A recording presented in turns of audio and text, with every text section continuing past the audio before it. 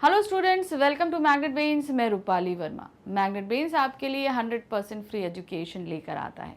अगर हमने 100% फ्री बोला है तो हम 100% ही आपको फ्री देते हैं।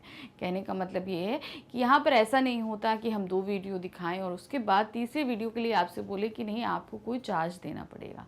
यहाँ पर आप किसी भी क्लास में हैं, कोई भी सब्जेक्ट पढ़ना चाहते हैं, आपको कोई पेमेंट नहीं करनी है। कितने ही वीडियो आप देखना चाहते हैं देख सकते हैं, कितनी बार देखना चाहते हैं देख सकते हैं, बिल्कुल 100% फ्री।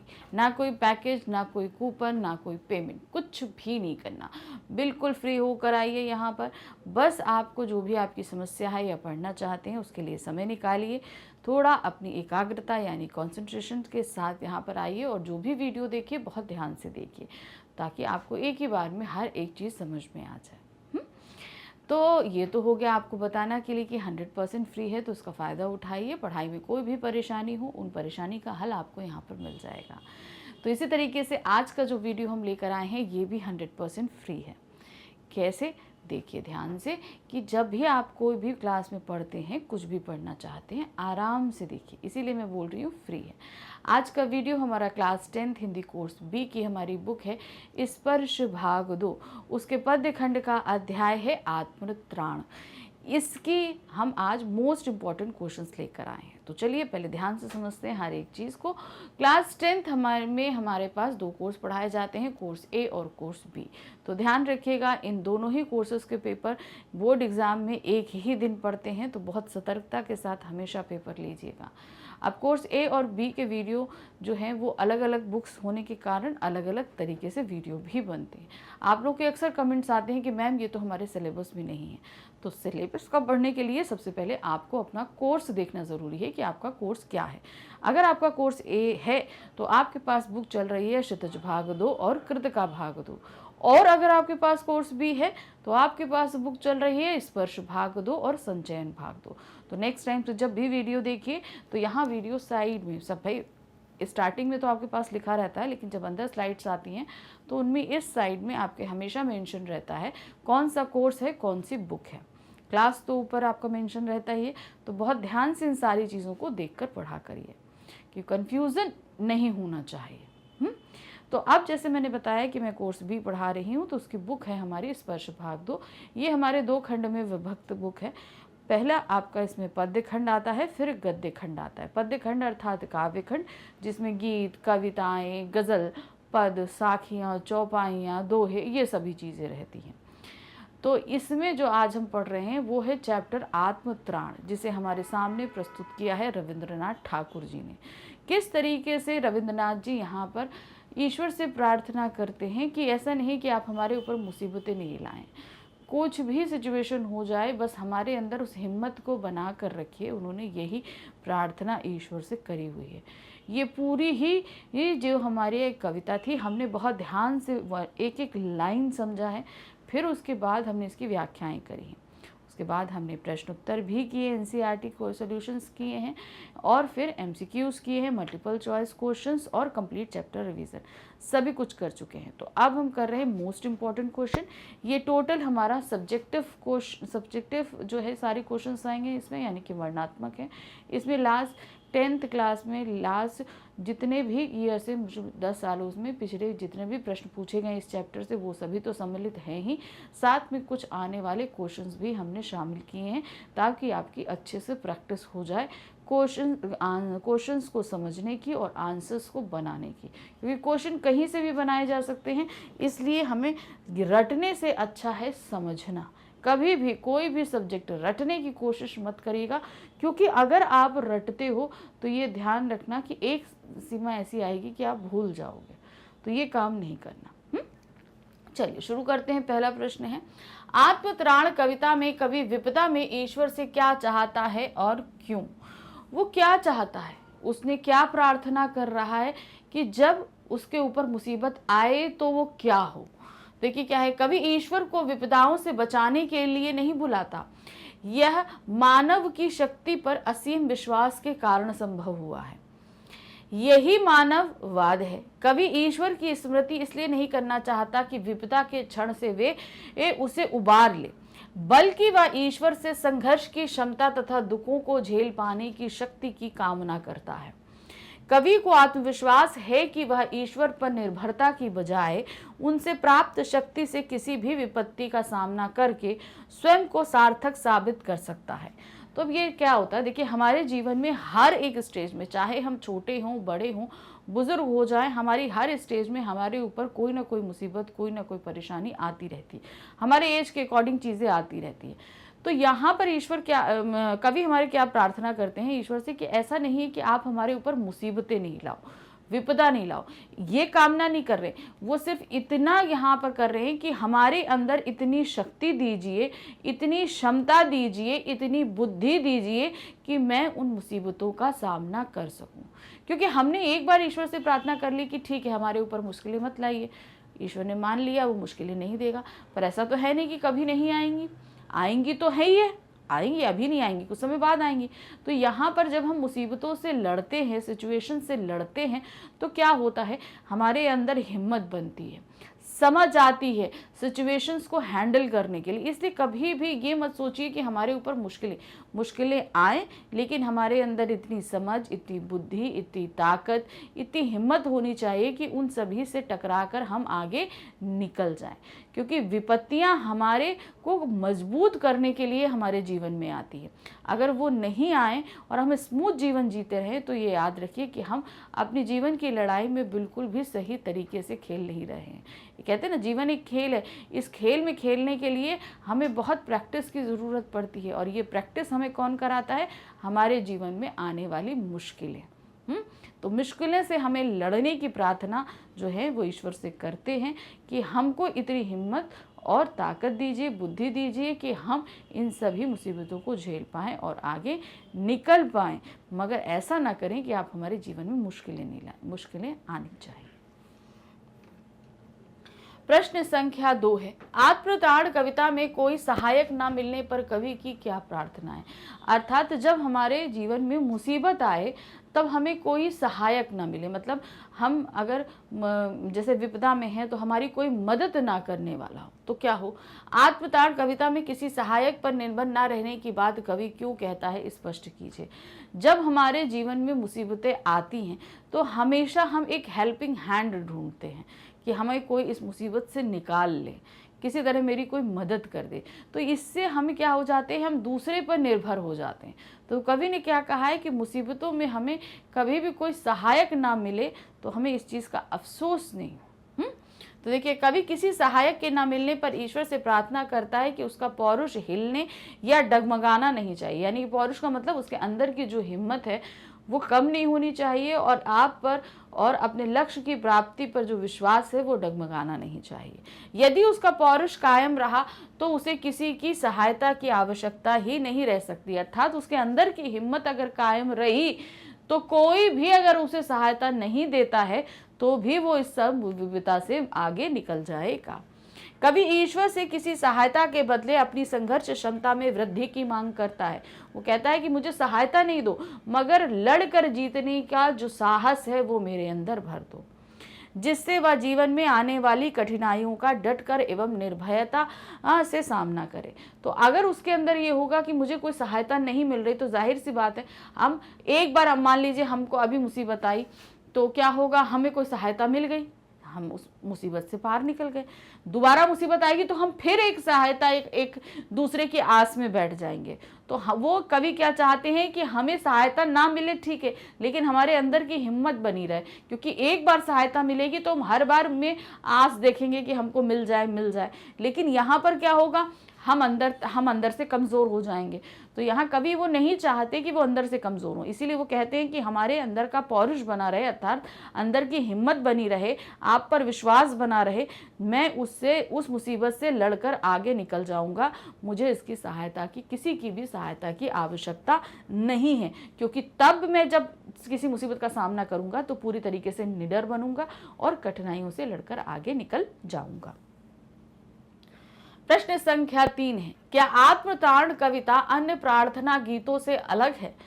देखिए कि यहाँ पर बाकी जितनी प्रार्थना होती हैं, क्या बोलते हैं, हमें मुसीबतों से आप निकालिए, या मेरे ऊपर मुसीबतें नहीं आए, इस तरह की हम प्रार्थना करते हैं। लेकिन यहाँ पर कवि क्या तात्पर्य कर रहे हैं, मेरे ऊपर मुसीबतें आए, आप मेरी मदद मत करिए, मुझे आपकी मदद नहीं चाहिए, लेकिन आप मेरे अंदर की हिम्मत को, ताकत को, सहन शक्ति को, साहस को बनाए रखिए, इतनी प्रार्थना। तो ये बाकी प्रार्थनाओं से काफ़ी हद से अलग एक प्रार्थना है।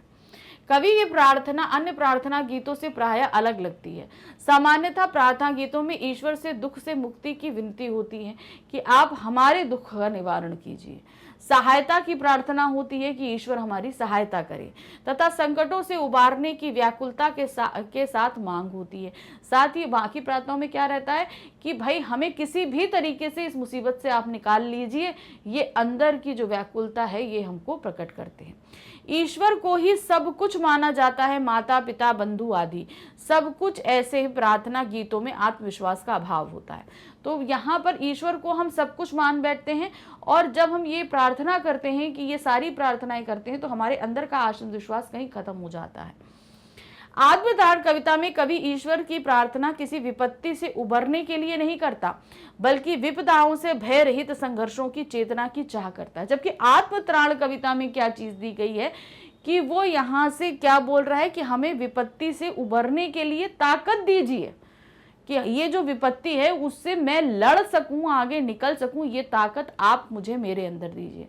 बल्कि विपदाओं में भय रहित संघर्ष की चेतना की चाह से है, कि मतलब हम जब मुश्किल में हों तब हमारे अंदर भय नहीं आना चाहिए, भय रहित जागृति रहनी चाहिए, ताकि हम उस मुश्किल से लड़कर आगे निकल सके।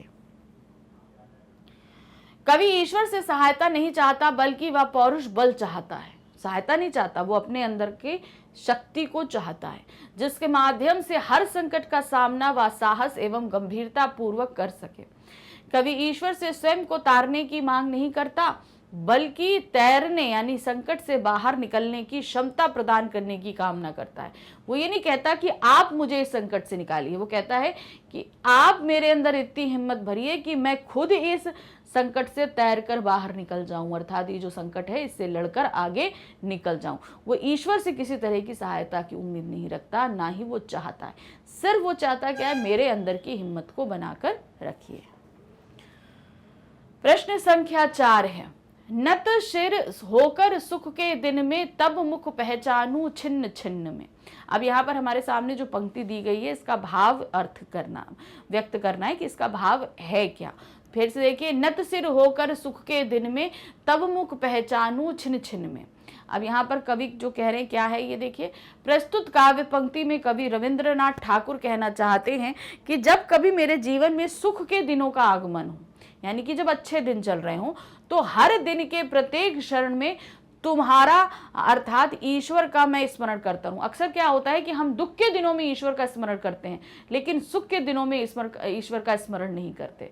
तो वही चीज उन्होंने बोला कि सुख के क्षण में भी मैं डेली आपका स्मरण करूं, क्योंकि दुख के दिनों में तो ईश्वर को सभी याद करते हैं, परंतु सुख के दिनों में भूल जाते हैं।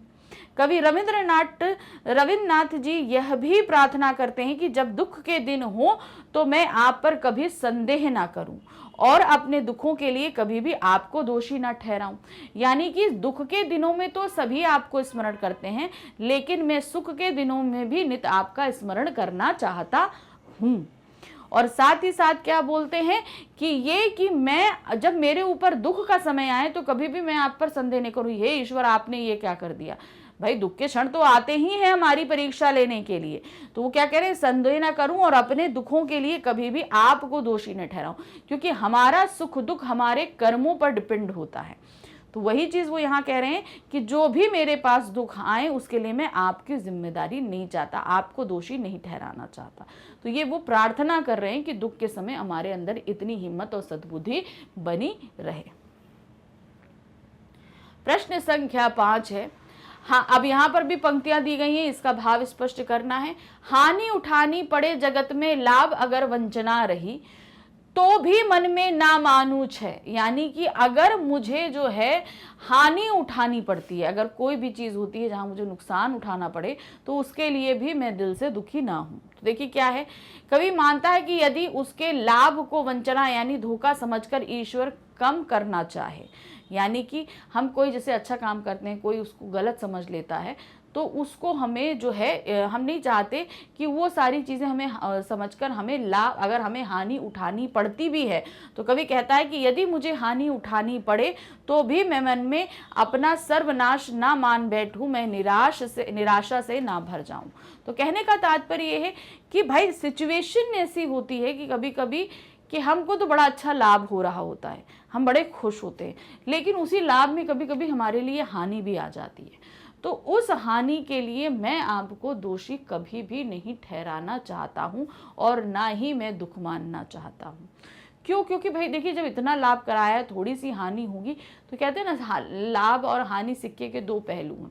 तो जब हम इतना लाभ उठा रहे हैं और कहीं हानि हो जाती है, तो मैं उसके लिए आपको दोषी कभी भी ठहराना नहीं चाहता और ना ही इस सिचुएशन में मैं निराश होना चाहता हूँ। प्रश्न संख्या 6 है, यहाँ पे भी पंक्ति दी गई है, इसका भाव व्यक्त करना है। तरनी को ही शक्ति अनामे, मेरा भार अगर लघु करके, ना दो सांत्वना नहीं सही। तो अब यहाँ कह रहे तरनी की ही शक्ति अनामे, यानी कि जो मेरे उपास मुसीबतें आए, मुझे उससे निकलने की शक्ति दो, मेरा भार अगर लघु करके ना दो सांत्वना नहीं सही। मतलब मेरे ऊपर आने वाली विपत्ति को आप छोटा करके नहीं दो और ना ही सांत्वना दो, मेरे अंदर सिर्फ शक्ति भर दो कि मैं इन सब से निकल सकूं, है ना। तो क्या है, कवि ईश्वर से अपनी अंतरात्मा के लिए नित्य शुद्ध करने की प्रार्थना करता है, लेकिन वह ये नहीं चाहता कि ईश्वर की सहायता के लिए आगे आए। मतलब वो ईश्वर से किसी तरह की हेल्प नहीं चाहते हैं, वह तो यह चाहता है कि भवसागर को पार करने की अनंत व्याधि रहित शक्ति उसके अंदर संचारित करने का काम ईश्वर करे। अर्थात इस भवसागर यानी कि इस संसार में आने वाली सभी मुसीबतों से लड़ने के लिए ईश्वर उसके अंदर शक्ति भर दे। तो व्याधि रहित शक्ति यानी कि जिसमें ऐसी शक्ति भर दे जिसमें किसी भी तरह की बाधा ना हो, मैं उस शक्ति के साथ सभी मुश्किलों का सामना कर सकूं। कवि ईश्वर से किसी प्रकार की सांत्वना नहीं चाहता, यानी कि जब उसे तकलीफ हो तो वो सांत्वना दे, वो भी नहीं चाहता, और ना ही अपने भार को वह लघु या कम करने की कामना करता है। अर्थात उसके ऊपर जैसे बहुत ज़्यादा वर्कलोड हो या बहुत ज़्यादा दुख हो, तो वो कभी भी उन दुखों को कम करने की भी कामना नहीं करता है। ईश्वर एक चेतना का प्रतीक है। कवि आंतरिक क्षमता को विकसित करने में ईश्वर की सहायता चाहता है, यानी कि वो अंदर से अपने अंदर चाहता है कि ईश्वर उसके अंदर ये शक्तियां सारी दे। वो ये नहीं चाहता कि फिजिकली तौर पर किसी भी तरह की उसकी कोई मदद हो, वो आंतरिक शक्ति की सिर्फ ईश्वर से कामना कर रहा है, क्योंकि आंतरिक शक्ति के ही बल पर वह सारे कार्य सिद्ध करने में सक्षम है। जब हमारे अंदर से शक्ति होगी तो हम सभी कामों को पूर्ण रूप से पूरा कर सकते हैं, हमें फिर तब कोई मुश्किलें नहीं आती हैं। प्रश्न संख्या 7 है, आत्मतारण कविता में कवि ने ईश्वर के लिए किस शब्द का प्रयोग किया है? वह ईश्वर से किस शब्द का प्रयोग कर रहे हैं तथा वह ईश्वर से क्या प्रार्थना करता है? तो यहाँ पर ईश्वर के लिए क्या शब्द इस्तेमाल किया? उन्होंने करुणामय शब्द इस्तेमाल किया, और वो प्रार्थना क्या कर रहे हैं कि किसी भी तरीके से ईश्वर उनकी सहायता ना करें, लेकिन उनके अंदर की शक्ति को बनाए रखें, उनके अंदर की ताकत को बनाए रखें, ताकि वो हर मुसीबत से लड़ सके। तो देखिए क्या है, आत्मतारण कविता में कवि ने ईश्वर के लिए करुणामय शब्द का प्रयोग किया है। वह ईश्वर से प्रार्थना करते हुए कहता है कि वह उसे निडरता से प्रत्येक विपत्ति का सामना करने की शक्ति दे, यानी कि उसे डर नहीं लगे और वो हर मुश्किलों से लड़कर आगे निकल सके, इतनी शक्ति दे। किसी भी परिस्थिति में उसकी दृढ़ता व संघर्ष करने की क्षमता विचलित ना हो, यानी कि चाहे मुसीबतें कितनी भी कठिन हो, तो उसकी जो संघर्ष करने की क्षमता है वो किसी भी हाल में वो उसकी कम ना हो, वो अच्छे से लड़ सके और आगे निकल सके, इतनी उसे हिम्मत दे। वह पूर्ण आत्मविश्वास में विषम परिस्थितियों का सामना कर उन पर विजय प्राप्त कर सके, यानी कि जितनी भी विपरीत स्थितियां हों, बस उसमें इसका विश्वास डगमगाए नहीं आप पर ऊपर, और वो उनसे लड़ता रहे। और प्रत्येक क्षण ईश्वर का स्मरण करता रहे, चाहे सुख हो या दुख हो, वो हर हाल में ईश्वर का स्मरण करना चाहता है, किसी भी हाल में ईश्वर के स्मरण को छोड़ना नहीं चाहता। लेकिन वो उनसे सहायता नहीं चाहता, सिर्फ अपने अंदर की हिम्मत और शक्ति की कामना करता है, ताकि वो बिना डरे, बिना विचलित हुए हर विपत्ति का सामना करता रहे। प्रश्न संख्या 8 है, प्रस्तुत काव्य में पौरुष ना हिले से कवि का क्या आश्रय है? पौरुष ना हिले का तात्पर्य है उसके अंदर का जो शक्ति है, जो साहस है, वो किसी भी हाल में डगमगाना नहीं चाहिए, कम नहीं होना चाहिए, जो उसकी आत्मशक्ति हम बोलते हैं। अर्थात जब हमारे पास मुसीबत आती है, विपत्ति आती है, तो हमें लगता है कि कोई हमारी सहायता कर दे, और अगर हमें वो सहायता का हाथ ना मिले तो उस कंडीशन में उसका जो अंदर का आत्मविश्वास है, अंदर का जो हिम्मत है, वो किसी भी सिचुएशन में हिले नहीं, और वो पूरी तरीके से संघर्ष करके आगे निकलना चाहता है अपनी ही शक्ति के बल पर। पौरुष ना हिले से कवि का आशय है कि मेरे जीवन में कितनी ही समस्याएं क्यों ना आ जाएं, और उस समय मेरा सहारा भले ही कोई ना हो अथवा कोई भी सहायता करने के लिए आगे ना आए, परंतु मेरा विश्वास और आत्मबल नहीं हिलना चाहिए। मतलब विपत्ति में कोई सहायता नहीं कर रहा, कोई बात नहीं, लेकिन मेरे अंदर का जो बल है वो किसी भी कंडीशन में हिलना नहीं चाहिए, अब तो मेरा आत्मबल दोगुना हो जाए। अब आप मुझे देखिए कि जब मुझे कोई सहायता ना मिले तो उस समय मैं डबल एनर्जी के साथ उस मुसीबत से लड़ सकूं, तथा मेरा आत्मविश्वास में कोई कमी ना आए, जिससे मैं पूर्ण पराक्रम के साथ अपनी समस्याओं का समाधान कर सकूं। तो मेरी जो भी समस्या है, जो भी मुश्किलें हैं, मैं उसे पूरी तरीके से जो है हल करना चाहता हूँ। किसी तरह की मुसीबत मेरे ऊपर जो भी आ जाए, बस अंदर का विश्वास नहीं हिलना चाहिए, मैं यही आपसे प्रार्थना करता हूँ। प्रश्न संख्या 9 है, कवि सुख के दिनों के लिए ईश्वर से क्या निवेदन करता है? वो क्या कहते हैं कि दुख के क्षणों में तो सभी ईश्वर की जो है वो पूजा करते हैं। जब दुख आता नहीं है तो ईश्वर से तरह तरह के यहाँ जाना, वहाँ जाना, पूजा अर्चना करना, हम लोग सभी कुछ करते हैं। लेकिन दुख के दिनों में तो सभी याद करते हैं, लेकिन जब सुख आते हैं तो सब भूल जाते हैं। तो ईश्वर क्या कहते हैं, जब मेरे पास सुख आए ना, तो मैं किसी भी कंडीशन में मैं आपके नाम की माला को जपना नहीं छोड़ूं, मतलब मैं आपको स्मरण करता रहूं, मैं यही चाहता हूं। तो क्या कहते हैं, कवि सुख के दिनों के लिए ईश्वर से निवेदन करता है कि आप मुझ पर ऐसी कृपा रखिए कि जब मेरे जीवन में सुखों का आगमन हो, यानी कि जब अच्छे दिन चल रहे हों, तो मैं आपको प्रतिक्षण याद कर सकूं, हर क्षण मैं इन सुख के दिनों के लिए आपका आभार व्यक्त कर सकूं, मैं आपको कभी विस्मृत ना कर पाऊं, मैं कभी आपको भूलूं नहीं। सुख के क्षणों में भी मेरे अंदर अहम भाव ना आए तथा ना आने पाए, तथा मैं पूर्ण विनम्रता के साथ आपको प्रतिक्षण अपने आसपास अनुभव करूं। क्या होता है कि जब हमारे पास अच्छे क्षण आ जाते हैं, यानी कि हम धन दौलत इज्जत सम्मान सभी से अच्छे से रहते हैं, तो उस समय हमारे अंदर अहंकार आ जाता है। तब उस अहंकार के समय मैं आपको ना भूलूं, बस आपको इतनी कृपा हमारे ऊपर रखी कि मेरे अंदर वो अहंकार नहीं आना चाहिए। तो सुख के जब हमारे अंदर अहंकार आ जाएगा तो हम ईश्वर को सबसे पहले भूल जाएंगे। तो ईश्वर जब भी हम सुख के दिन आए तो मैं ईश्वर को याद करना चाहता हूँ, मेरे अंदर अहंकार ना आए, बस यही कामना करना चाहता हूँ। नेक्स्ट क्वेश्चन है क्वेश्चन नंबर 10, विपदाओं से मुझे बचाओ यह मेरी प्रार्थना नहीं, इस कथन से कवि का क्या आश्रय है? आत्मताड़ कविता के आधार पर स्पष्ट कीजिए। तो यहाँ ये पूरी जो कविता हमारे सामने प्रस्तुत करी गई है, रविन्द्रनाथ ठाकुर ने प्रस्तुत करी है। उन्होंने हमसे यहाँ पर बाकी प्रार्थनाओं जैसी प्रार्थना नहीं करते। वो ये नहीं कहते कि मेरे ऊपर जब मुसीबतें आए तो आप मुझे उन मुसीबतों से बचा लो, या मेरे ऊपर मुसीबतें नहीं आए, या जब मुसीबतें आए तो उनसे मुझे निकालो। उन्होंने ये प्रार्थना नहीं करी है।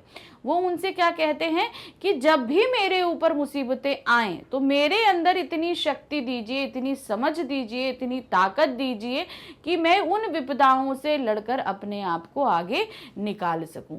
तो वो यही प्रार्थना कर रहे हैं। तो देखिए क्या है, प्रस्तुत काव्य पंक्ति से कवि का आश्रय यह है कि ईश्वर या प्रभु मुझे विपदाओं या मुसीबतों से ना बचाएं, बल्कि वह मुझ पर इतनी कृपा अवश्य करें कि इन विपदाओं का सामना करने का साहस व शक्ति मुझे अवश्य प्रदान करें। तो आप पंक्ति निकालिए, मेरे अंदर इतनी साहस शक्ति दीजिए कि मैं इन मुश्किलों से खुद निकल सकूं। अपनी उसी शक्ति एवं साहस के बल पर मैं उन विपदाओं का डट कर मुकाबला कर सकूं। वस्तुतः कवि विपदाओं से मुक्ति की नहीं बल्कि उनका सामना करने की शक्ति प्रदान करने की कामना चाहता है। वो विपदा ये नहीं चाहता कि मुझे विपदाएं मत दीजिए, वो बोल रहा है कि मेरे ऊपर आ रही हैं तो आने दीजिए, लेकिन मुझे इतनी शक्ति दीजिए कि मैं इनसे लड़कर आगे निकल सकूं। प्रश्न संख्या 11 है, कवि ने ईश्वर से दुख दूर करने की प्रार्थना क्यों नहीं की है? वो क्या कह रहे हैं कि मुझे दुख दूर मत करिए, मुझे कोई सहायता मत दीजिए, किसी सहायता का हाथ मुझे मत दीजिए, लेकिन उन दुखों से लड़कर निकलने की शक्ति दीजिए। तो क्या कह रहे हैं, क्योंकि अगर मेरे को कोई भी मेरे दुख में मेरी सहायता करता है या इनसे निकालता है तो मैं उस पर आश्रित हो जाऊंगा। ठीक है, तो वो ये नहीं चाहते कि मैं किसी का सहारा लूं या किसी के सहारे के आस में बैठा रहूं। ये चीज हमारे कवि नहीं चाहते हैं। तो क्या कह रहे, कवि ने ईश्वर से दुख दूर करने की प्रार्थना इसलिए नहीं की है क्योंकि वह ईश्वर से ये पूरी तरह से आश्रित होना नहीं चाहते। मतलब वो ईश्वर पे, किसी मनुष्य पर आश्रित नहीं होना चाहते, वो अपने जीवन को अपने बल पर जीना चाहते हैं। कवि स्वयं संघर्ष करना चाहता है, वह अपने जीवन में आई विपत्तियों का सामना स्वयं करना चाहता है, इसीलिए वह केवल यह कामना करता है कि प्रभु उसे साहस, शक्ति और निर्भयता दे। तो मतलब उसके जीवन में जितनी भी कठिनाइयां आए, मुसीबत आए, दुख आए, तकलीफ आए, उन सभी का सामना वो खुद करना चाहते। वो किसी की भी हेल्प नहीं चाहते, इवन ईश्वर की भी हेल्प नहीं चाहते। वो चाहते तो सिर्फ इतना है कि उनके अंदर की साहस शक्ति बनी रहे और निडर होकर वो इन सभी मुसीबतों का सामना करें। प्रश्न संख्या 12 है, कवि अपना सहायक ना मिलने पर प्रभु से क्या इच्छा व्यक्त करता है? कि जब उसके ऊपर मुसीबतें आती हैं कवि के ऊपर, तो उन्हें कोई सहायता देने वाला नहीं मिलता, तो वो कहते हैं कि मुझे कोई सहायता देने वाला ना मिले तो ना सही, लेकिन मेरे अंदर का आत्मबल नहीं कम होना चाहिए। बस इतनी कृपा आप बना कर रखिए। कोई मुझे सहायता नहीं कर रहा, कोई बात नहीं, हमको नहीं चाहिए, लेकिन हमारे अंदर की जो हिम्मत है जिसकी वजह से हम सभी से लड़कर निकल कर बाहर आ पाएंगे, वो शक्ति मेरे अंदर बनी रहे। तो क्या कवि ने सहायक ना मिलने पर यह इच्छा व्यक्त की है कि हे प्रभु, मेरा बल और पौरुष ना डगमगाए, मैं अपने आत्मविश्वास को बनाए रखूं।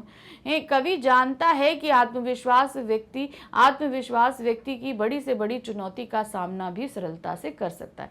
अगर देखिए आप सही में मायने में देखिए, कहते ना इस पे एक सूक्ति भी है बहुत अच्छी, मन के हारे हार है, मन के जीते जीत, है ना। यानी कि अगर आप मन को अपना सुदृढ़ रखते हो, तो आप अगर मन से काम करते हो तो आपकी जीत निश्चित है, और अगर मन से आपने मान लिया हार है तो हार है। तो वो चीज़ यहाँ बिल्कुल सटीक फिट होती है। यानी कि अगर आप ये मन से मान लेते हो कि नहीं, हम अपनी शक्ति का सामना खुद अपने बल पे करेंगे, अपनी मुसीबतों का सामना खुद अपने बल पर करेंगे, तो आप बिल्कुल कर सकते हो। लेकिन अब आप अगर आश्रय में बैठ जाओगे कि नहीं, मुझे कोई हेल्प करेगा तभी मैं इन मुसीबतों से निकलूंगा, तो आप हमेशा उस सहायता की आस में बैठे रहेंगे और इन मुसीबतों से कभी नहीं निकल पाएंगे।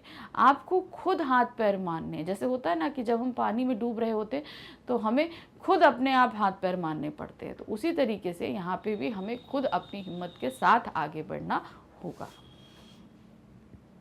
प्रश्न संख्या 13 है, आत्मताड़ कविता में चारों ओर से दुखों के घिरने पर कवि परमेश्वर में विश्वास करते हुए भी अपने आप से क्या अपेक्षा करता है?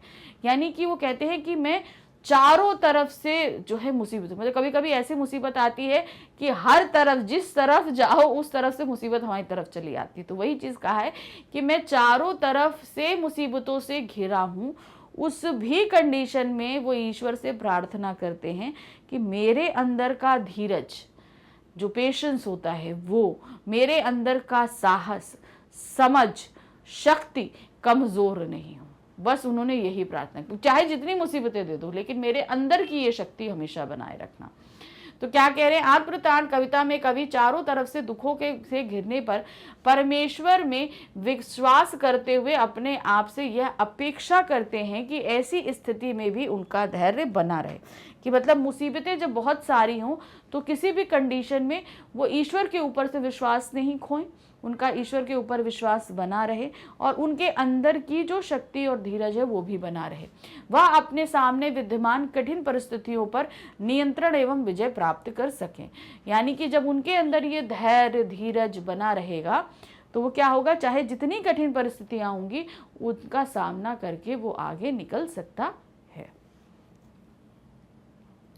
प्रश्न संख्या 14 है, कवि ने विश्वास बनाए रखने के लिए ईश्वर से प्रार्थना किन परिस्थितियों में की है। अब वो क्या कह रहे हैं कि मैं सुख के दिन में भी आपको स्मरण करना चाहता हूँ।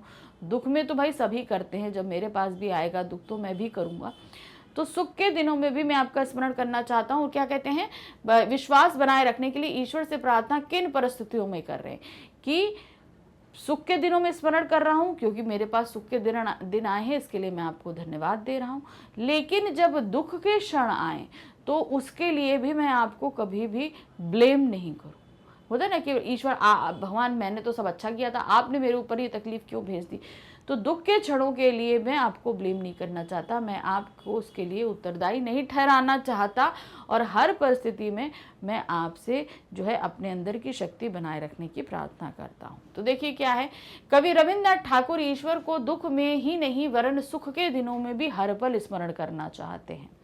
उनका कहना है, हे ईश्वर, जब कभी संपूर्ण सृष्टि ही मेरे साथ धोखा करे या दुख भरी रात्रि में भी कोई मेरा साथ ना दे, तब भी आप मेरा विश्वास बना रहे, आपके अस्तित्व के विषय में मेरे मन में कोई संदेह ना आए। यानी कि जब पूरी सृष्टि मेरे खिलाफ हो जाए, हर तरफ से मैं मुसीबतों से घिरा हूँ, तब भी मेरा विश्वास आप पर से डगमगाए नहीं, आपको मैं इन सब चीज़ों के लिए कभी दोषी ना हूँ। कहते ना कि भाई मेरे ऊपर जो मुसीबत आई मैंने तो सब अच्छा किया था, ज़रूर कोई ईश्वर है ही नहीं, देखता ही नहीं, जानता ही नहीं, कुछ लोग ऐसा कहते हैं ना। तो वही कह रहे हैं कि जब दुख के क्षण आए तो मेरा वो विश्वास आप पर से डगमगाना नहीं चाहिए। प्रश्न संख्या 15 है, आत्मत्राण कविता हमें किस प्रकार की प्रार्थना की सलाह देती है। क्या सलाह दे रही है ये प्रार्थना, हमें मुसीबतें ना आए इस तरह की प्रार्थना नहीं, हमें कैसी प्रार्थना दे रही है कि हमारे अंदर की जो शक्ति है, हमारे काम करने की जो क्षमता है, हमारे अंदर की सहनशीलता है, ये सभी को बनाए रखना है। ताकत को, साहस को, वीरता को, ये सभी गुण को बनाए रखने की प्रार्थना ईश्वर से करनी। ये प्रार्थना नहीं करनी कि आप मेरे ऊपर मुसीबत नहीं दो, बस यही है कि हम इन मुसीबतों से लड़ने के लिए जितनी भी साहस, वीरता, धीरज, समझ, बुद्धि, ताकत, शक्ति चाहिए वो सभी हमारे अंदर बनी रहे। तो इसलिए इस प्रकार की ये जो प्रार्थना, ये बाकी प्रार्थनाओं से अलग होकर चलती है। आत्मत्राण कविता हमें आत्मविश्वास तथा मनोबल सुदृढ़ करने की कामना तथा कर्मठता एवं स्वावलंबन की प्रार्थना करने की सलाह देती है। यानी कि क्या है, सुदृढ़ मनोबल, यानी कि हमारे अंदर की जो शक्ति है उसको बनाए रखने के लिए, हमारा आत्मविश्वास यानी कि अपने ऊपर विश्वास बनाए रखने की, और कर्मठता यानी कि कर्म करने की जो सही शक्ति होती है वो, स्वावलंबन यानी कि अपने बल पर मुसीबतों को पार करने की जो प्रार्थना है वो हम करते हैं। कविता का केंद्रीय भाव यह है कि हमें ईश्वर से अपने दुख को हरने की प्रार्थना नहीं करनी चाहिए, बल्कि उन दुखों से संघर्ष करने और उबरने की शक्ति प्रदान करने की प्रार्थना करनी चाहिए। कि मतलब आप हमारे दुखों को हरो, मैं ये प्रार्थना नहीं करता, मैं क्या प्रार्थना करता हूँ कि मैं अपने दुखों से खुद संघर्ष करूँ और खुद जीतूँ, इतनी शक्ति आप मुझे दो, ये प्रार्थना मैं आपसे करता हूँ। प्रश्न संख्या 16 है, आत्मत्राण कविता के माध्यम से कवि क्या कहना चाहता है। वो यहाँ क्या कहना चाहते हैं इस पूरी कविता में, यहाँ आपको अपने आप पर विश्वास बनाकर रखना है, अपनी शक्ति पर विश्वास बना के रखना है, ईश्वर के ऊपर विश्वास बनाकर रखना है। यहाँ पर हमें ईश्वर से अपने दुखों को हरने की प्रार्थना नहीं करनी है, अपने आप से इन दुखों और तकलीफों से लड़कर आगे निकलने की प्रार्थना करनी है। आत्मताड़ कविता के माध्यम से कवि ये कहना चाहता है कि भगवान या प्रभु की कृपा पर आश्रित ना रहकर हमें अपने पौरुष बल को सुदृढ़ और सशक्त बनाना चाहिए। हमें ईश्वर पर नहीं भरोसा करके बैठना है, हमें विश्वास बनाए रखना है ईश्वर पे, लेकिन ये कि हमारे सभी काम ईश्वर करेंगे ये भरोसा हमें नहीं करना है। हमें अपने सारे काम खुद करने हैं, अपनी मुसीबतों से भी खुद ही लड़ना है। हमें इसके लिए किसी से कोई हेल्प नहीं चाहिए। हाँ, ईश्वर कर दे तो हमारे अंदर की शक्ति बनी रहे, इतनी कृपा वो कर दे जिससे हम स्वयं अपनी विषम परिस्थितियों तथा दृढ़ता पूर्वक सामना कर उन पर विजय प्राप्त कर सके। तो जो भी हमारी जो विपरीत परिस्थितियां हैं उनसे हम लड़ सके, सामना कर सके और जीत सकें, यही कामना मैं ईश्वर से करता हूं। प्रश्न संख्या 17 है, आत्मत्राण के अतिरिक्त कविता का कोई और शीर्षक सुझाएं। अब यहाँ पर आत्मत्राण जो कविता का शीर्षक है, इसके अलावा आप क्या समझा सकते हैं? आत्मविश्वास दे सकते हैं, क्योंकि हमें क्या होगा, अपने ऊपर विश्वास बनाए रखना है। आत्मबल दे सकते हैं। तो इस तरह के कुछ नाम आप यहाँ पर सुझा सकते हो। देखो क्या है, आत्मत्राण के अतिरिक्त कविता का अन्य शीर्षक आत्मविश्वास हो सकता है, क्योंकि कविता में कवि ने आत्मविश्वास पर सर्वाधिक बल दिया है कि सबसे ज्यादा उन्होंने बल किस पे, आत्मविश्वास पे दिया, आत्मबल पे दिया है कि हमें अपने अंदर का जो बल है, जो विश्वास है, वो बनाए रखना है। क्योंकि उसका मानना है कि यदि मनुष्य में यह गुण विद्यमान हो तो वह कठिन से कठिन मार्ग को भी पार कर लेता है। ऐसे व्यक्ति पर ईश्वर की कृपा दृष्टि भी सदैव बनी रहती है। अगर हम अपने अंदर का आत्मविश्वास बनाए रखें कि हाँ ये काम हम कर सकते हैं, तो क्या होगा कि हम फिर जीत जाएंगे। तो इस तरह के व्यक्ति जो अपने ऊपर विश्वास रखते हैं, उस पर ईश्वर की भी कृपा रहती है और वो लोग सदैव आगे निकलते हैं, क्योंकि वो अपने कामों को खुद सिद्ध करने में यकीन करते हैं, किसी की सहायता लेने में यकीन नहीं करते हैं। प्रश्न संख्या 18 है, कवि किन दिनों में प्रभु की याद बनाए रखना चाहता है? आत्मत्राण कविता के आधार पर बताइए। किन दिनों में वो प्रभु की याद बनाए? वो सुख के दिनों में भी प्रभु को स्मरण करना चाहता है। कि दुख के दिनों में तो सभी कर लेते हैं, लेकिन वो दुख सुख के दिनों में भी याद स्मरण बनाए रखना चाहते हैं और मुश्किलों में भी उनके ऊपर विश्वास बनाए रखना चाहते हैं। क्या है, कवि सुख के दिनों में प्रभु की याद बनाए रखना चाहता है, क्योंकि दुख के दिनों में तो ईश्वर को सभी याद करते हैं, परंतु सुख के दिनों में भूल जाते हैं। जब तकलीफें आती हैं तो हम ईश्वर को याद करने लगते हैं, माला जपने लगते हैं, पूजा अर्चना करने लगते हैं। जब सुख के दिन आते हैं तो उन्हें भूल जाते हैं, उनको याद नहीं करते। तो ये कहा है कि वह अतः कवि सुख के दिनों में भी प्रभु को याद करना चाहता है, यानी कि जब बहुत अच्छे दिन चल रहे हो तो वो भी प्रति क्षण, हर क्षण वो ईश्वर को इसके लिए धन्यवाद देते हुए याद रखना चाहता है। सुख के दिनों में वह ईश्वर से निवेदन करता है कि आप मुझ पर ऐसी कृपा रखिए कि जब मेरे जीवन में सुख का आगमन हो तो मैं प्रतिक्षण आपको याद रख सकूं तथा आपको कभी ना भूलूं। यानी कि जब सुख मेरे जीवन में आए तो हर पल मैं आपको याद कर सकूं, और जब दुख आए तो यानी कि ऐसा नहीं है कि जब दुख आ रहा है तो ही मैं आपको याद कर रहा हूं, उस समय हर क्षण मैं उस सुख के लिए आपका धन्यवाद देना चाहता हूं, इसलिए मैं आपको याद रखना चाहता हूं। प्रश्न संख्या 19 है, कवि रविंद्रनाथ ठाकुर ईश्वर से दुख कम करने की प्रार्थना नहीं करते, वे उनसे क्या मांगते हैं और क्यों? तो उन्होंने क्या बोला कि आप हमारे दुख कम मत करिए, मेरे ऊपर दुख ना आए ये भी नहीं करिए, लेकिन विपत्तियां जब भी आए, दुख जब भी आए, मेरे अंदर का आत्मविश्वास, आत्मबल, साहस, शक्ति को बनाए रखिए ताकि मैं उन दुख तकलीफों से खुद लड़कर जीत सकूं। तो देखिए क्या है, कवि रविंद्रनाथ ठाकुर ईश्वर से दुख कम करने की प्रार्थना नहीं करते, बल्कि वे दुखों में सफलतापूर्वक संघर्ष करने की शक्ति प्रदान करने की कामना करते हैं। दुख के दिनों में आप हमें वो शक्ति दीजिए ताकि मैं इन दुखों से लड़कर आगे निकल सकूं। वे विपत्तियों से जूझने की क्षमता प्रदान करने और उन परिस्थितियों में निर्भीक बनाने की प्रार्थना करते हैं। क्या करते हैं? विपत्तियों से जूझने की क्षमता चाहते हैं और उन परिस्थितियों में वो डरे नहीं, ये भी एक प्रार्थना करते हैं। वास्तव में कवि अपने दुखों का भार स्वयं वहन करना चाहता है। अगर एक्चुअल में देखें तो भाई दुख क्यों आए हैं, हमारे जीवन में दुख क्यों आए हैं, हमारे कर्मों के कारण आए हैं। हमारे कर्म ही कुछ गड़बड़ होंगे जिस वजह से ये आए। जब वो उनके आने का कारण मैं हूं तो उनको वहन करूंगा भी मैं, उनसे लड़ूंगा भी मैं और जीतूंगा भी मैं। इसीलिए वो सारी जिम्मेदारी खुद को लेना चाहते हैं।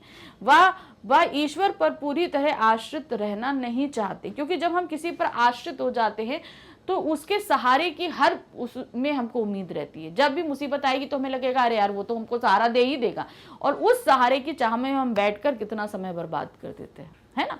और अगर भाई ये सहारा नहीं होगा तो क्या होगा, हम खुद लड़कर इस मुसीबत से आगे निकलेंगे। बल्कि आत्मनिर्भर बनकर अपनी नियति को निर्धारित करने की शक्ति प्राप्त करना चाहते हैं। यानी कि वो अपनी जो क्या कहते हैं किस्मत है वो खुद अपने हाथों से बनाना चाहते हैं। तो कहते हैं ना कुछ लोग अपनी किस्मत खुद अपने हाथ, यानी कि वो लोग अपने जीवन में घट रही हर एक चीज़ की जिम्मेदारी खुद लेना चाहते हैं। वो ईश्वर पे या किसी पर नहीं देना चाहते, चाहे वो सुख हो चाहे दुख हो, वो जिम्मेदारी मेरी है, मैं खुद लड़ूंगा खुद जीतूंगा। बस क्या है, आप मेरी हिम्मत बनाए रखिए, इतनी आप कृपा करिएगा। वह किसी भी स्थिति में ईश्वर पर संशय नहीं करना चाहता, यानी कि शक नहीं करना चाहता। उसका आत्मविश्वास एवं मनोबल अत्यंत उच्च स्तर पर है। वह कर्मठ तथा पौरुषवान बनना चाहता है। यही कारण है कि वह ईश्वर से अपने दुखों को समाप्त करने का अनुनय नहीं करता कि आप मेरे दुखों को समाप्त कर दीजिए। ये रिक्वेस्ट मैं आपसे नहीं चाहता हूँ, बल्कि स्वयं में उन दुखों से लड़ने की क्षमता विकसित करने की प्रार्थना करता हूँ। बस क्या है, मेरे अंदर इतनी क्षमता इतनी ताकत दीजिए कि मैं इन दुखों से खुद लड़ सकूं। यही प्रार्थना वो करते हैं। प्रश्न संख्या 20 है, आत्मत्राण कविता के आधार पर कवि की उन विशेषताओं का वर्णन कीजिए वो जो जीवनोपयोगी शिक्षा देते हैं। अब जो ये आत्मत्राण कविता है लिखी है रविन्द्रनाथ ठाकुर जी ने। अब इसके माध्यम से जब ये कविता हम पढ़ रहे हैं तो कवि की बहुत सारी विशेषताएं निकल कर हमारे सामने आ रही हैं, बहुत सारी क्वालिटीज़ निकल कर आ रही हैं। तो आपको वो सारी क्वालिटीज़ बतानी है और साथ ही बताना है कि वो हमारे जीवन के लिए कितनी और कैसे उपयोगी है। आत्मत्राण कविता से हमें यह प्रेरणा मिलती है कि अपने काम एवं दायित्वों को पूरी निष्ठा एवं ईमानदारी के साथ पूर्ण करना चाहिए। यानी कि हमारे जितने भी कर्तव्य हैं करने का, हमारे जीवन में बहुत सारे काम हैं जिनकी रिस्पॉन्सिबिलिटी हमारे ऊपर होती है, तो उनको आप पूरे सच्चे मन से, सच्ची प्रेम साहस के साथ उनको करिए। हम अपने कार्यों के लिए ईश्वर पर निर्भर ना रहें। किसी भी हाल में हमें ईश्वर पर डिपेंड नहीं रहना कि नहीं भाई ईश्वर ही ये सारे काम करेगा, ये काम आपको नहीं करना है। बल्कि स्वयं के अंदर ऐसी शक्ति एवं क्षमता विकसित कर लें कि जिसमें विषम परिस्थितियों एवं कठिनाइयों से जूझने की शक्ति हमारे अंदर मौजूद हो। हमें अपने अंदर वो शक्ति और ताकत लेकर आनी है। वो क्या करना है, हम अपनी इतनी जब अपने अंदर हम शक्ति लेकर आते ना, तो चाहे जितनी भी विपरीत परिस्थितियां हो हम उनसे लड़कर आगे निकल सकते हैं। हमारा आत्मबल एवं पराक्रमण डगमगाए नहीं। हम प्रभु यानी ईश्वर पर कभी भी संशय ना करें। उसकी क्षमता अस्मिता, लेकिन उसके प्रभु से हमें अपने दुखों को हरने की, समाप्त करने की प्रार्थना नहीं करनी चाहिए। तो यहाँ पर क्या है, हमारे अंदर का आत्मबल पराक्रम हमेशा बना रहे, हमको ये प्रार्थना करनी। किसी भी कंडीशन में हमारे अंदर की जो ताकत है, जो हिम्मत है, वो डगमगाए नहीं, हमें ये कोशिश करनी है। तो यही सारे जो चीज़ें हैं, ये हमको विशेषताएं हमें लेखक के जीवन से मिल भी रही हैं और ये हमारे जीवन के लिए भी उपयोगी हैं।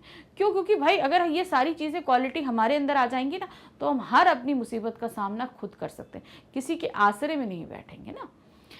हमें स्वयं की क्षमता पर विश्वास रखना चाहिए और अपने जीवन की विषम परिस्थितियों का स्वयं कर ही डटकर सामना करना चाहिए। चाहे जितनी मुश्किल परिस्थितियां हों, उनका डटकर खुद ही सामना करना है। वास्तव में हम अपने ईश्वर या प्रभु की विषम परिस्थितियों में कठिनाइयों से सामना करने की शक्ति प्रदान करने की प्रार्थना करनी चाहिए। हमें ईश्वर की क्षमता पर संशय ना करके उनका आशीर्वाद प्राप्त करने तथा शक्ति एवं साहस प्रदान करने की प्रार्थना करनी चाहिए कि हमको जो है आप हेल्प नहीं दीजिए, लेकिन हमारे अंदर जो साहस है और शक्ति है उसे बनाए रखिए, ताकि हम अपनी मुसीबतों का सामना खुद करें, ताकि हम अपनी मुसीबतों से स्वयं ही संघर्ष कर सके। तो ये सारी चीज़ें जितनी भी बताई गई हैं ये क्या है, ये हमारे जीवन के लिए उपयोगी भी हैं और ये रविन्द्रनाथ ठाकुर जी की व्यक्तित्व की विशेषताएं भी हैं। प्रश्न संख्या 21 है, दुख और कष्टों के आने पर कवि ईश्वर से क्या प्रार्थना करता है। जब हमारे ऊपर दुख और कष्ट आए तो वो ईश्वर से क्या प्रार्थना कर रहा है।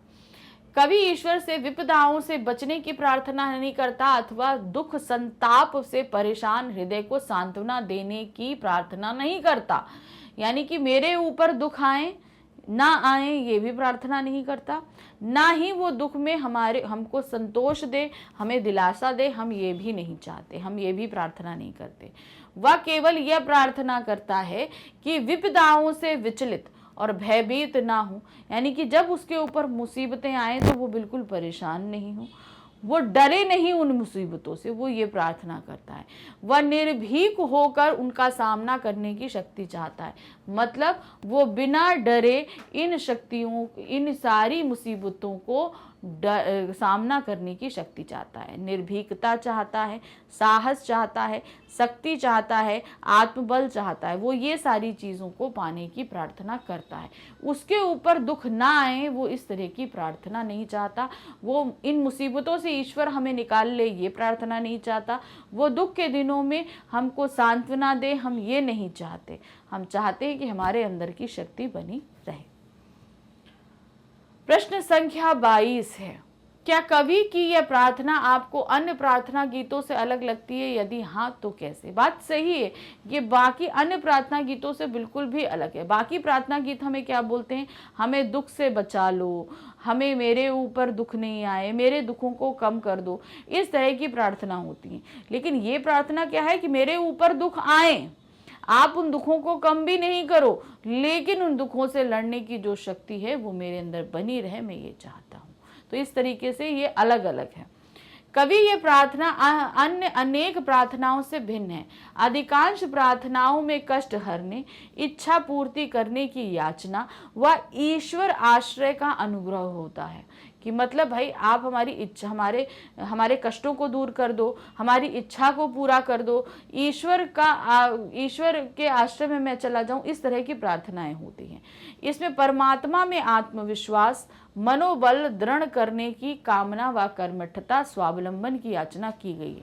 तो ये जो कविता हमारे सामने प्रार्थना प्रस्तुत की गई है, इसमें हमारा स्वावलंबन बना रहे, हमारी कर्मठता बने रहे, आत्मबल बना रहे, आत्मविश्वास बना रहे, इस तरह की प्रार्थना की गई है। इसीलिए ये बाकी प्रार्थनाओं से अलग प्रार्थना है।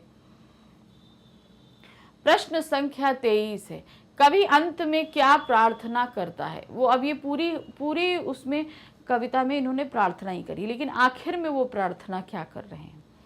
अंत में कवि ये प्रार्थना करता है कि मैं सिर झुकाकर सुख और दुख दोनों प्रकार के दिन पहचानते हुए अपना समय व्यतीत कर सकूं। यानी कि क्या है, सुख भी समझ सकूं, दुख भी समझ सकूं, सभी कुछ जानते हुए अपना जीवन, मतलब ये नहीं चाहे कि सिर्फ सुख जिए, सिर्फ दुख जिए, यानी कि हम दोनों ही चीज़ों को महसूस करके, उनका सामना करके जीना चाहते हैं। दुखों का सामना पृथ्वी पर रात्रि के व्यतीत होने की तरह प्रतीक्षा करके कर लूँ, यानी कि जैसे कि रात में हम जागते हैं तो हम ये सोचते हैं ना कि जब हम रात में जाग रहे होते हैं तो हमें रात बहुत लंबी लगती है, कितनी जल्दी बीत जाए। तो अगर जब दुख आए हमारे ऊपर, तो जैसे पृथ्वी पर रात होती है और हम उसके बीतने की प्रतीक्षा करते हैं, हम उसी तरीके से इसको व्यतीत करने की प्रतीक्षा करते हैं। लेकिन ईश्वर पर संदेह ना करूं, यानी कि जब दुख आए तो मैं आप पर किसी भी तरह का संदेह नहीं करूं कि आखिर मुझे ही क्यों दिया, या ईश्वर है या नहीं है, इस तरह का मैं संदेह ना करूं। चाहे कितनी भी विपरीत परिस्थितियां हों, मेरा विश्वास ईश्वर में हमेशा बना रहे। और क्या है, चाहे जितनी मुश्किलें हों, उस परिस्थिति में भी आप पर विश्वास बना रहे, मैं यही प्रार्थना करता हूँ। अंत में वो इस तरह की प्रार्थना कर रहे हैं। प्रश्न संख्या 24, आत्मत्राण शीर्षक किस प्रकार सार्थक है। अभी हमने देखा था आत्मत्राण के अलावा क्या हम कोई और शीर्षक दे सकते हैं। अब आपको बताना है कि जो ये आत्मत्राण शीर्षक दिया गया है, क्या ये कविता के हिसाब से बिल्कुल सही शीर्षक है, क्या उस कविता को वो सही तरीके से जस्टिफिकेशन दे रहा है, यानी कि सार्थक है इस पूरी कविता के लिए, ये सिद्ध करना है। अगर है तो सिद्ध करना है, नहीं है तो सिद्ध करना है। तो देखिए क्या है, आत्मत्राण का अर्थ है स्वयं अपनी सुरक्षा करना या फिर अपने सभी भयों का निवारण करना। तो समझ में आया आत्म क्या है, अपनी सुरक्षा स्वयं करना या अपने अंदर के जितने भी डर हैं उनका निवारण भी खुद करना। इस कविता में कवि ईश्वर से सहायता नहीं मांगता, वो ईश्वर से क्या है, वो हेल्प नहीं मांग रहा कि मेरी मुश्किलें हर लो। उसने इस तरह की किसी भी हेल्प की कामना नहीं करी है। वह ईश्वर से हर दुख से बचने के लिए नहीं पुकारता कि आप मुझे जो है इन सारे दुखों से निकाल लो, आप प्लीज आ जाओ आ जाओ आ जाओ, इस तरह की वो रिक्वेस्ट नहीं कर रहा है। वह स्वयं अपने दुख से बचने और उसके योग्य बनना चाहता है। वो क्या चाह रहा है कि मुझे ईश्वर किसी तरह की दया नहीं दिखाए, मेरे ऊपर दुख नहीं आए, वो मुझे निकाल ले जाए, मैं ये नहीं चाहता। मैं ये चाहता हूँ मेरे अंदर की हिम्मत सारी बनी रहे, ये चाहता हूँ। इसके लिए वह केवल स्वयं को समर्थमान बनाना चाहता है ताकि अपने दुखों का या भय का निवारण स्वयं ही कर सके। इसके लिए यह शीर्षक विषय वस्तु के अनुरूप बिल्कुल सही और सटीक है। तो यहाँ पर वो जितनी भी मुसीबतें आ रही हैं लेखक के ऊपर, जितने भी दुख आ रहे हैं, वो उनका सामना खुद करना चाहता है। यानी कि वो अपने जीवन के सभी संघर्षों को खुद करना चाहता, ईश्वर से वो नहीं चाहता कि वो इन संघर्षों से उन्हें बचा ले, इन मुसीबतों से उन्हें निकाल ले, ऐसा कुछ नहीं चाहता। इसलिए जो ये आत्मत्राण शीर्षक है, जो आत्मत्राण का अर्थ होता है ना, स्वयं अपनी सुरक्षा करना या अपने भयों से खुद ही निवारण निकालना, तो ये एकदम सटीक है क्योंकि यहाँ पर ईश्वर स्वयं ही सारी मुसीबतों का सामना खुद करना चाहता है। प्रश्न संख्या 25 है। क्या यहाँ पर देखिए 2 प्रश्न दिए हैं। आत्मत्राण कविता हमें किस प्रकार की प्रेरणा देती है, यानी कि जब ये हम कविता पढ़ते तो हमें कैसी प्रेरणा मिलती है। दूसरा है आत्मत्राण कविता हमें क्या संदेश देती है, इसको पढ़ने के बाद हम क्या चीज इससे सीख सकते हैं, ये चीज। तो क्या है देखिए, ये कविता हमें प्रेरणा देती है कि हम भी संसार के दुखों से ना भागें, उन्हें निडर होकर सहन करें। जैसे यहाँ भी पूरी कविता में तो क्या है, कवि अपने लिए मांग रहे थे, अब यही सारी चीज़ें आपको भी अपने जीवन में लेकर आनी है कि चाहे जितने भी दुख हों, जितनी भी विपरीत परिस्थितियां हों, हमें उनसे डरना नहीं, उनसे निडर होकर उनको सहन हमें करना है, उन पर विजय पाएं। मतलब जितनी भी मुश्किलें हैं हमें उनका सामना करना है, उनसे लड़ना है और उनसे लड़कर आगे निकलना है। आस्थावान बने रहें, यानी कि हमें जो है अपने अंदर आस्था, ईश्वर के ऊपर आस्था बनाए रखनी है कि नहीं ईश्वर है, ये चीज़, क्योंकि हमारे अंदर की शक्ति बनी हुई है तो इसका मतलब ईश्वर अभी मौजूद है। हम परमात्मा से दुख सहन करने की शक्ति मांगेंगे कि मतलब क्या है, हम ये दुख तकलीफ सहन कर सकें और इनसे उबर सकें, हमें ये शक्ति चाहिए। ये नहीं हमें कहना है कि आप हमारे ऊपर दुख मत लेकर आओ।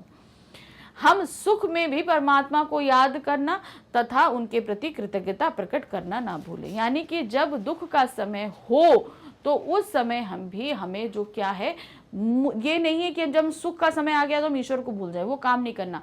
सुख के समय भी हमें याद करना है और वो सुख के दिन मेरे ऊपर आए हैं, मैं इन सुखों को भोग रहा हूँ, इसके लिए हर पल हमें ईश्वर को धन्यवाद व्यक्त करना है, थैंक यू कहना है।